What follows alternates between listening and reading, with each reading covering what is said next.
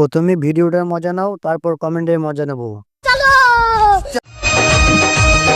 যৌবন সাগরে তুমি ডুবি দিও না, তোমার কিছু হলে পরে দায়ী থাকবো না।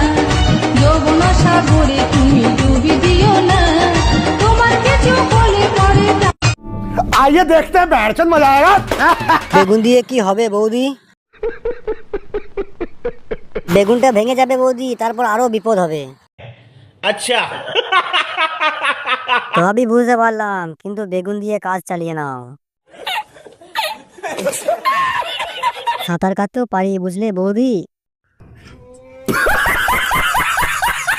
ঢুকিয়ে নে রে তাড়াতাড়ি। বৌদি তুমি একটা বুঝতে পারছো না আমি কি বলতে চাইছি।